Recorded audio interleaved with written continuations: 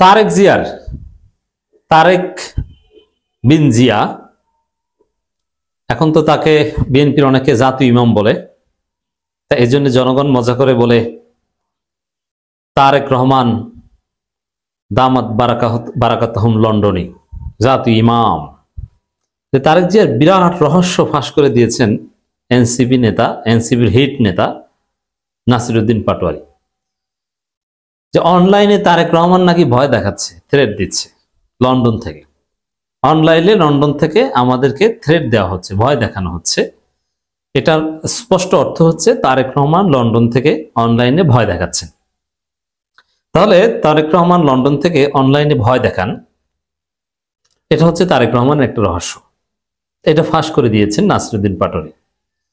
কারণ এটা নাসিরউদ্দিন পাটোয়ারি ভয় পান না, তিনি বলছেন যে আমরা অফলাইনের থ্রেট কি ভয় পাই না, হাসিনার থ্রেট কি ভয় পাই নাই, তার বিদেশ থেকে লন্ডনে কন্টেন্ট ক্রিয়েশনের মাধ্যমে থ্রেট দিলে সেটাকে ভয় পাবে, এটা মনে করার কোনো কারণ নেই। তারেক রহমান দেশে আসতে পারবেন না, দেশে আসবেন না, এটা মাহমুদুর রহমান মান্না বলেছেন যে তিনি দেশে আসবেন না। হয়তো ডাক্তার জুবাইদুর রহমানকে বিএনপি তাদের ইমাম মেনে নিবে। তারেক রহমান জাতীয় ইমাম এর দায়িত্ব পালন করছেন না, জাতীয় ইমামের দায়িত্ব পালন করবেন হয়তো ডাক্তার জুবাইদুর রহমান। এখন তিনি কি পারবেন, তার কি সে ক্যাপাসিটি আছে? তবে হ্যাঁ, জুবাইদুর রহমানের ইমেজ, খারাপ ইমেজ বলতে কিছু নেই, 10% অভিযোগ নেই, কোনো খাম্বার অভিযোগ নেই। এই দিক থেকে জুবাইদুর রহমান ঠিক আছে, ভদ্র শিক্ষিত মেয়ে। এবং খালেদা জিয়াকে দেখতে জুবাইদুর রহমান বাংলাদেশে এসেছেন, এটা বিএনপির বৃহত্তর পরিকল্পনার অংশ যে তাকে ইমাম, জাতীয় ইমাম বানাবে। এবং যখন ইমাম হিসাবে ঘোষিত হবেন ডাক্তার জুবাইদুর রহমান, তখন খালেদা জিয়ার, অসুস্থ খালেদা জিয়ার শিওরে বসে ফল খাওয়াই দিচ্ছেন অথবা ঔষধের খোসা ছিটছেন, এরকম অনেক ছবি আপনারা দেখতে পাবেন। Whatever, Tarique Rahman London থেকে এখন ভয় দেখাচ্ছেন, যে এই ভয় এদেশের তরুণ প্রজন্ম পায় না। এনসিপি তো দূরের কথা, কেউ ভয় পায় না। তারেক রহমানের বিরুদ্ধে যেসব স্লোগান বিশ্ববিদ্যালয়গুলোতে দেওয়া হয়েছে, টিনের চালের কাউয়া Tarique Rahman dash dash dash, এরকম স্লোগান খেয়ে কোনো ব্যক্তি বাংলাদেশের প্রধানমন্ত্রী হতে পারবে, এটা কল্পনা করাও ঠিক না। অতএব তারেক রহমান তো আসছেনই না, ভোটার না। তফসিল ঘোষণার ঠিক আগ মুহূর্তে আমি কথা বলছি, আমি কথা বলার কয়েক ঘন্টা পরে তফসিল ঘোষণা, আপনারা হয়তো তফসিল ঘোষণার পরই বক্তব্য শুনবেন, কিন্তু তারেক রহমানের তো কোনো খবর আপনারা দেখতে পাচ্ছেন না। সরকারের কাছে ট্রাভেল পাসও চায়নি, এমনিতে হঠাৎ করে গোপনীয়তার সাথে উড়ে আসবেন, এটা সম্ভব নয়। আসলে আপনারা জানতে পারবেন, আসার প্রস্তুতি, লিগাল প্রসিডিউরের বিষয় আছে। এখন তারেক রহমান লন্ডনে বসে ভয় দেখাচ্ছেন কেন? দেশে আসবেন না বলে লন্ডনে বসে ভয় দেখাচ্ছেন আর অনলাইন পলিটিক্স করছেন। এখানে আমি যে রাজনীতিটা করছি তার চাইতে দুর্বল পলিটিক্স করছেন তারেক রহমান। যেমন আমি এখানে জামাতের পক্ষে কথা বলছি, জামাত বিরোধীদের তুলোধনা করছি, জনমত তৈরি করছি, যুক্তি খণ্ডন করছি, অ্যাক্টিভিজম করছি, রাইট? বেসিক্যালি অনলাইনই করছি, কিন্তু মাঝে মাঝে অফলাইনেও মাঝে মাঝে আপনারা আমাকে দেখতে পান, দেখা হলে জড়িয়ে ধরেন, ছবি তুলেন, এবং কোথাও কোথাও সুযোগ পেলে মাইক হাতে নিয়ে বক্তব্যও দেই, খুব কম, সুযোগ হয় না। কিন্তু তারেক রহমান তো ফুললি অনলাইন পলিটিক্স করেন, ফুললি কন্টেন্ট ক্রিয়েশন। এবং কন্টেন্ট ক্রিয়েশনের জন্য যে আপনারা দেখতে পাচ্ছেন যে আমার একটা সেটআপ আছে, সামনে টেবিল আছে, বিভিন্ন ধরনের লাইট সেটআপ আছে, পেছনে একটা ব্যাকগ্রাউন্ড আপনারা দেখতে পান, তারেক রহমানের সেম জিনিস আছে। অতএব দর্শক, অনলাইনের নেতা তারেক রহমান, তো এই অনলাইনে পলিটিক্স করে জননেতা হবেন, জনগণের ভোটে প্রধানমন্ত্রী হবেন, এটা অসম্ভব।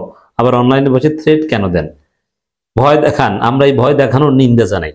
নাসিরউদ্দিন পাটোয়ারিদের পাশে আছি আমরা কোন হুমকি থেকে মোকাবেলার জন্য। নাসিরউদ্দিন পাটোয়ারি জামাতকেও তুলোধনা করেছেন, করেন, সমস্যা নেই, এটা আপনার বাক স্বাধীনতা। জামাতের কেউ যদি আপনার বাক স্বাধীনতা হরণ করতে আপনার উপর হামলা করে বা ভয় দেখায়, আমরা তারও প্রতিবাদ করব।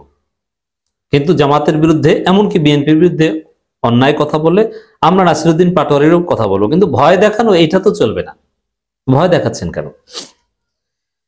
এখন এনসিপির একটা রাজনীতি আছে, ভোটের রাজনীতিতে এনসিপি নাই। এনসিপি এখন বিএনপি জামাত উভয়ের বিরুদ্ধে ন্যারেটিভ নির্মাণ করবে। ভোটের রাজনীতিতে এনসিপি থাকলে তাহলে তারা জামাত বা বিএনপি অথবা চরমোনাই বা এই টাইপের বড় কোনো দলকে নিয়ে জোট করত।